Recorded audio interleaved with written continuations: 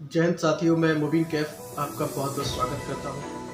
कहते हैं कि जो होता है वो अच्छे को होता है। इस बार महाकुंभ मेले में मुस्लिमों की एंट्री पर रोक लगा दी गई। मुसलमानों को वहाँ जाने से रोक दिया गया। मुसलमानों को वहाँ दुकानें लगाने से रोक दिया गया। आने जाने पर पाबंदी लगा दी गई, प्रतिबंध लगा दिया गया कि कोई भी मुसलमान उस मेले में नहीं जाएगा, महाकुंभ मेले में नहीं जाएगा। मानना था कि उनका वहाँ क्या काम है, मुसलमानों का कुंभ मेले में क्या काम, इसलिए मुसलमानों को महाकुंभ मेले में नहीं जाने दिया जाएगा। वहाँ जाना वर्जित है, नहीं जा सकते। यहाँ तक कहा गया अगर कोई यात्री, अगर कोई श्रद्धालु मुसलमान टैक्सी वाला या मुसलमान ड्राइवर या मुसलमान गाड़ी वाला अगर भी आया तो उसका जिम्मेदार खुद होगा। सोचिए, जहां मुसलमानों के प्रति इतनी नफरत भरी बात कही जाती हो, मुसलमानों के नाम से नफरत की जाती हो, मुसलमानों की मेले में दुकानें लगाने पर पाबंदी लगा दी गई हो और वहां पर जाने पर रोक लगा दी गई हो, वही मुसलमान आज उन श्रद्धालुओं के काम आ रहा है। परेशान हाल श्रद्धालु जो कि भगदड़ में परेशान थे, इधर उधर दौड़ भाग कर रहे थे, कहीं ठहरने के लिए जगह नहीं थी। ऐसे में मुसलमानों ने अपना बड़ा दिल दिखाते हुए उनके लिए मस्जिद, मदरसे, दरगाहें, यहाँ तक के अपने घरों के दरवाजे खोल दिए और उनकी सेवा में लग गए। उनके खाने पीने से लेकर रहने सहने का और यहाँ तक के मरीज श्रद्धालुओं के इलाज के लिए भी लग गए। उनके इलाज की व्यवस्था भी कराने में उनका सहयोग किया, उनकी मदद की। अब सोचिए जरा, वो लोग जो मुसलमानों से नफरत कर रहे थे, उनके आने जाने पर पाबंदी लगा रहे थे, ऐसे लोगों को थोड़ी बहुत तो शर्म आई होगी कि जिसके लिए हम ये बातें सोच रहे हैं, वहां जाने पर रोक लगा दी गई। वही लोग हमारी मदद के लिए खड़े हुए, हमारी मदद को आगे आए हैं। वो तो अच्छा हुआ कि मुसलमानों को मेले में जाने से रोक दिया गया और मुसलमान वहां नहीं गए। इससे एक बहुत बड़ी बदनामी से मुसलमान बच गया, बहुत बड़े इल्जाम से मुसलमान बच गया। अगर मुसलमान वहां गए होते तो सीधे तौर पर इन भगदड़ का और इस जो आग लग गई थी 19 जनवरी को, उस आग और ये फिर जो भगदड़ मची है, इसका इल्जाम कहीं ना कहीं मुसलमानों के सर पे थोप दिया जाता कि ये मुसलमानों का काम है। उन्होंने इस महाकुंभ मेले को ख़राब करने के लिए, हिंदुओं को परेशान करने के लिए, मेले की व्यवस्थाओं को ख़राब करने के लिए मुसलमानों का ये काम है, उन्होंने ये काम किया है। सीधे तौर पर जो जांच होती तो उसमें सीधे तौर पर मुसलमानों के ऊपर ये इल्ज़ाम आ जाता और न जाने कितने नौजवान, न जाने कितने मुसलमान युवकों को गिरफ्तार कर लिया जाता। महाकुंभ मेले में मची भगदड़ से दर्जनों लोग मारे गए, सैकड़ों लोग घायल हुए और न जाने कितने लापता हो गए। सरकार इनकी पर्दापोशी करने के लिए लगातार कार्य कर रही है। अधिकारियों को समझा दिया गया है, पत्रकारों की नो एंट्री कर दी गई है, पत्रकारों के सवालों से बचा जा रहा है। एक पत्रकार चौबे साहब जो कि अपनी खबर कर रहे थे, उनकी खबर करने से उन्हें रोक दिया गया। यहाँ तक उनके साथ बहस की गई और उन्हें खबर करने से पूरी तरह से रोक दिया गया। हालांकि पत्रकार महोदय ने उनका जमकर मुकाबला किया और उनसे सवाल पूछे कि आप सच्चाई को छुपा क्यों रहे हैं, सच्चाई को सामने क्यों नहीं लाया जा रहा है, आखिर क्या बात है जो इन सच्चाई को छुपाया जा रहा है, किसके कहने पे सच्चाई को छुपाया जा रहा है या किस लिए सच्चाई को छुपाया जा रहा है। पत्रकार महोदय ने अपनी पूरी निर्भीकता के साथ वहां पर पत्रकारिता की। देखिए क्या कहा, किस तरीके से उन्होंने बहस की, सीधे तौर पे आपको देखिए। हम इस वक्त मोतीलाल नेहरू मेडिकल कॉलेज के अंदर खड़े हैं, उस परिसर के अंदर, और कुछ पुलिसकर्मी, स्वास्थ्य विभाग के कर्मचारी आपको नजर आएंगे और यहाँ एक लिस्ट लगाई गई है। ये देखिए, ये 24 मृतकों की लिस्ट है। 30 लोगों का आंकड़ा सरकार के द्वारा जारी कर दिया गया है। 1 2 3 4 5 6 7 8 9 10 11 12 13। हाथ क्यों पकड़ रहे हैं आप? हाथ क्यों, आप धक्का क्यों देंगे? धक्का क्यों देंगे? अरे आप ये, अरे इधर दिखाओ जरा, इधर दिखाओ कैमरा। अरे कैमरे में हाथ क्यों लगाओ? कैमरे में हाथ लगाओ? कैमरे में आप हाथ लगाएंगे?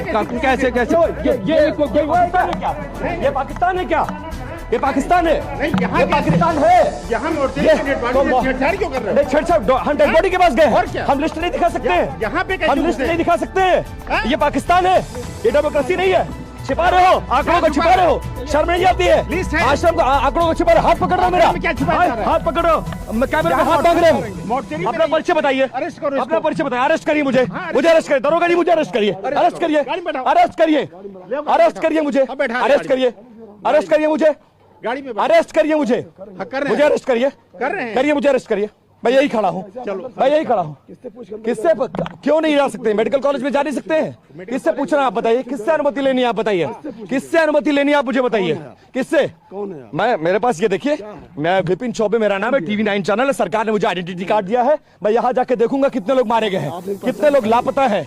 मैं सवाल करूंगा भाई साहब आपसे। आप, मेरा परिचय ये है, मेरा परिचय ये है, मेरा परिचय, मेरा कैमरा है सर। सर किस, आपने मुझसे पूछा? आप मेरा हाथ पकड़ के मुझे ढकेल रहे हैं, आप बदतमीजी कर रहे हैं। किस, आपने मुझसे पूछा? आपने मुझसे पूछा? आपने मुझसे पूछा? आपने मुझसे पूछा? मेरा कैमरा, मेरा आईडी, मेरी आइडेंटिटी कार्ड मेरे पास है। आपका आइडेंटिटी कार्ड क्या है? आपका आइडेंटिटी कार्ड कहाँ है? पाकिस्तान है वो, पाकिस्तान है। लोग मर गए, मजाक बना दिया आप लोगों ने। आंकड़ों पर झूठ बोल रहे हैं आप लोग, आंकड़ों पर झूठ बोल रहे हैं। कहीं नहीं मिल रही है, एक भी बॉडी नहीं मिल रही है, 4-4 दिन से परेशान रहे। देखो ना, बॉडी देखो। अरे बात कर रहे हैं हम लोग। अरे हाथ क्यों लगा रहे हो? हाथ क्यों लगाओगे? ध्यान से, तरीके से हाथ नहीं लगाएंगे आप हाथ नहीं लगाएंगे। आप ढंग से बात करेंगे, आप ढंग से बात करेंगे। पाकिस्तान बना लिया क्या इसको? प्रयागराज में नहीं आता Motilal Nehru medical college, postmortem house. हाथ लगाओगे? अपना परिचय बताइए आप, अपना परिचय बताइए, कौन है आप? किस अधिकार से आप हाथ लगा रहे हैं? किस अधिकार से बाहर कर रहे हैं आप? परिचय बताइए, परिचय बताइए अपना। अरेस्ट करवा रहे थे, आओ अरेस्ट करवाओ, यही खड़ा हूँ। आइए, आइए अरेस्ट करवाइए। शर्म नहीं आती? लाशों पर झूठ बोलते हो, आंकड़ों को छिपा रहे हो लोग। महाकुंभ मेले की अव्यवस्थाओं से, बदइंतजामी से न कि सिर्फ आम आदमी परेशान है, बल्कि साधु संतों ने भी इस पर नाराजगी जाहिर की है। उनका कहना है कि इतने बड़े महाकुंभ मेले में कोई इंतजाम नहीं किया गया, सारे लोग परेशान हैं, व्यवस्थाएं ध्वस्त हैं, किसी तरीके की कोई सहूलियत नहीं प्रदान की गई है, बस VIP लोगों के लिए सारी सुविधाएं हैं। आम जनता वहां पर, आम पब्लिक, आम नागरिक वहां पर परेशान हाल है।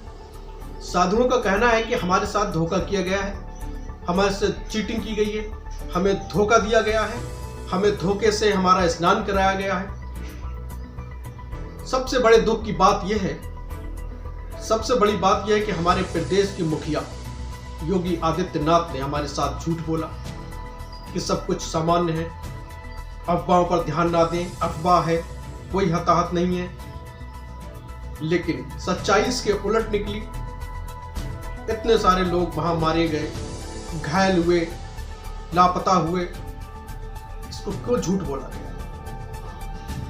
किस आधार पर हमसे झूठ बोला गया और आखिर क्यों झूठ बोला गया? इसकी हमें पीड़ा है, इसका हमें दुख है कि एक जिम्मेदार प्रदेश का मुखिया ही हमसे झूठ बोल रहा है। इसका हमें बहुत दुख है। सरकार की इस महाकुंभ मेले में अव्यवस्थाओं पर अखिलेश यादव ने भी अपनी टिप्पणी की है।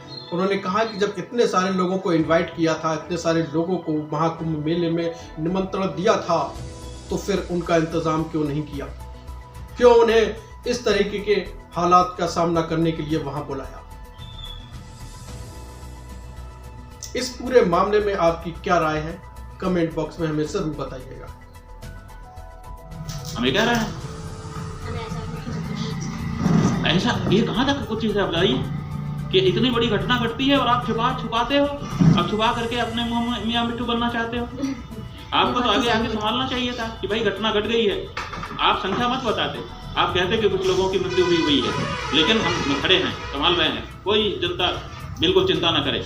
मैं खुद खड़ा हूँ, मेरे ऊपर भरोसा करे। क्या जनता भरोसा ना करती? और आप बताइए कि ये कहते, उनके समर्थकों की ओर से ये कहा जा रहा है कि पूरे देश में हलचल ना मच जाए, भगदड़ ना मच जाए, इसलिए उन्होंने छुपा लिया। तो बाकी जगह जब दुर्घटनाएं होती हैं तो तुरंत क्यों समाचार आ जाते हैं, तुरंत वहां के वीडियो क्यों आ जाते हैं? देश के शंकराचार्य केवल देश के मुख्यमंत्री पर एक्शन चाहते हैं। बाकी जगहों की जो घटनाएं होती हैं इस तरह की, उनके वीडियो तुरंत अपलोड हो जाते हैं, ब्रेकिंग न्यूज हो जाती है कि इतने भगदड़ हुई मत मरे, वहां पर फिर पूरा देश विचलित नहीं होता है। यहीं के मामले में पूरा देश विचलित हो जाता अगर सच्चाई थोड़ी बहुत सामने ला दी जाती। तो ये जो तर्क है बहुत तुच्छ तर्क है, इस तर्क में कोई बल नहीं है। अब ये प्रमाणित हो चुका है कि मुख्यमंत्री जी ने स्वयं छुपाने की, यहाँ पर हुई मौतों को छुपाने की कोशिश की और उस समाचार को न तो स्वयं आगे आने दिया और दूसरे लोगों को भी रोका गया। बहुत से लोग आए, उन्होंने कहा कि हमको रोका गया कि इस खबर को आगे मत बढ़ाइए। तो ऐसी परिस्थिति में, और जो प्रेस के लिए एडवाइजरी है वो तो साथ में पहले से जारी ही थी। कल वाले में भी लोगों ने हमको बताया कि महाराज जी हमको लोगों को रोका गया। तो ये जो छुपाने की जो घटना है, एक तरफ तो आपके 100 करोड़ की आप दावा करते हो कि 100 करोड़ लोगों की व्यवस्था मैंने की है और कुछ करोड़ लोग आते हैं, उसी में आपकी व्यवस्था छिन्न भिन्न हो जाती है और उसके बाद आप सोचते हो कि इतनी बड़ी घटना को हम छुपा करके और अपने को अच्छा बना जाएंगे, तो ये अपराध है। आप इसी तरह से दूसरे मामलों में भी देश की जनता से छुपाएंगे, इसका मतलब इस्तीफे से कम कुछ मंजूर है आपको? सवाल ये है कि अगर यही व्यक्ति रहेंगे तो फिर घटनाएं होंगी और वो घटनाएं सामने ही नहीं आने दी जाएंगी।